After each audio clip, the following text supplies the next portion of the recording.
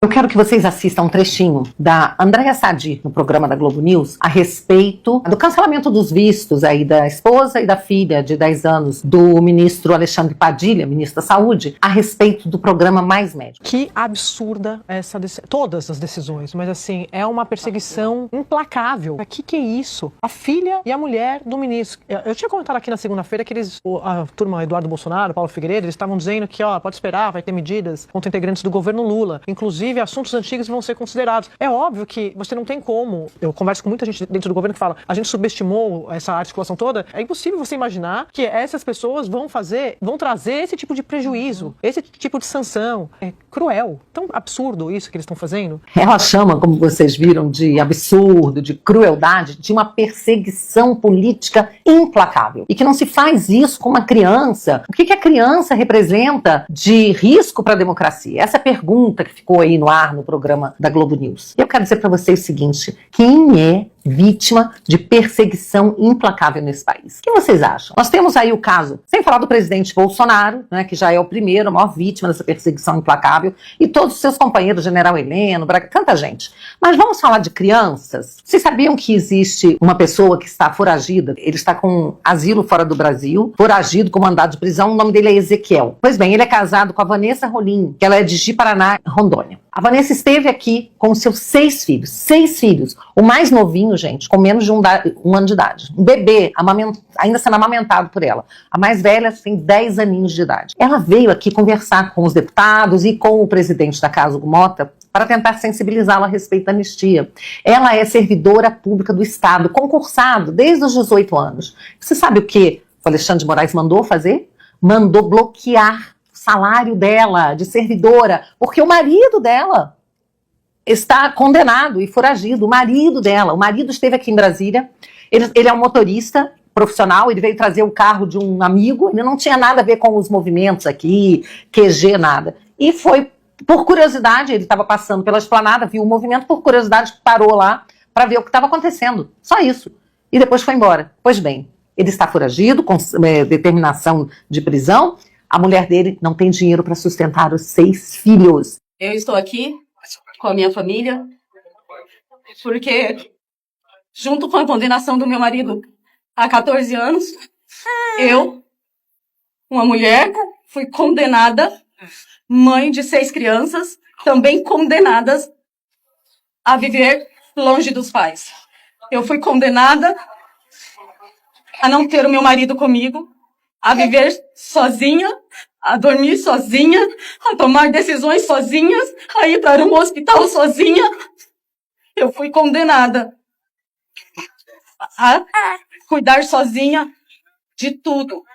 Isso é de uma perversidade, de uma crueldade. Isso sim. Aqui não estamos falando da criança não ter direito a ir ver um Mickey na Disney, sabe? Não estamos falando de uma criança que não pode ir passear, tirar férias em Miami. Não, nós estamos falando de crianças que estão passando fome e estão sem o seu pai. Isso sim é crueldade, muita crueldade. E sem contar que essa punição da família do Alexandre Padilha não é à toa. Ela fala assim, estão trazendo assuntos antigos. Não são assuntos antigos. Aliás, diga-se de passagem que o Lula trouxe de volta o programa Mais Médico. E ele foi totalmente arquitetado e gerido no governo Dilma. E quem geria o programa era o Alexandre Padilha, que era ministro da Saúde da Dilma. Pois bem, esse programa, ele escravizava médicos, ele trazia médicos que eram como verdadeiros reféns da ditadura cubana. Cada médico ganhava, né, o programa Mais Médicos recebia por volta de 13 mil reais por médico. Só que o médico só recebia 2.900 reais. O resto ia para Cuba, para financiar a ditadura cubana.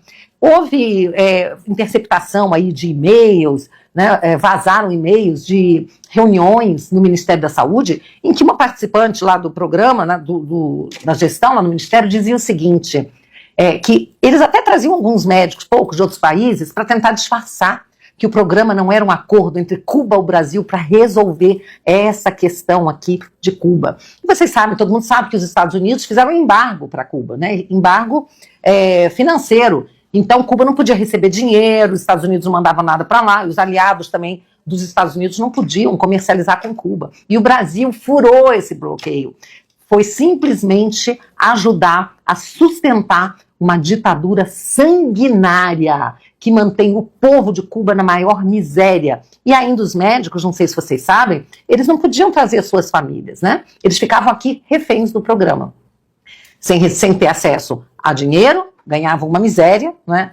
E agora a Andréa Sadi vai dizer que programa antigo, é um problema antigo que está sendo agora punido. Gente, o Brasil, ele violou o embargo americano, né? E de forma ainda na base da falcatrua mesmo, sabe? De um programa como esse que ajudava a manter uma ditadura e ajudava a escravizar médicos, seres humanos. Bom, basta dizer que quando Bolsonaro assumiu, ele ofereceu a esses médicos que ficassem no Brasil, desde que passassem pelo Revalida, que é um programa para ver se essa pessoa realmente tinha condição de atender os brasileiros, e ganhando um salário integral. O que Cuba fez? Recusou, levou todo mundo de volta. Tá? Não queria que os médicos recebessem o salário igual ao dos médicos brasileiros. O médico brasileiro ganhava em torno de 13, 14 mil, e o cubano, 2.900. Muito humano isso, muito justo, não é mesmo, Sadi? Bom, o Bolsonaro criou um outro programa, o Médicos pelo Brasil, em que os médicos recebiam 14 mil reais, mais ainda gratificação de 3 mil se fossem para uma área rural, tá? Se fosse uma área ribeirinha, mais 6 mil reais. Esse é um programa realmente para cuidar do médico e da população, não para você fomentar, alimentar e sustentar ditadura. Mas a gente sabe que o governo Lula, Dilma, todos os seus comparsas aí, amam um ditador. Tá aí a situação do Maduro agora, né, que a gente nem sabe se está escondido em bunker, cadê o Maduro, mas está sendo caçado agora, encontrado com 700 milhões de dólares na América Central, na República Dominicana, sabiam disso? Os Estados Unidos confiscaram 700 milhões de dólares, porque o ditador, ele nunca vai sofrer nenhum tipo de dano, de prejuízo, porque rui com a economia do seu país, não. Todos eles ficam milionários.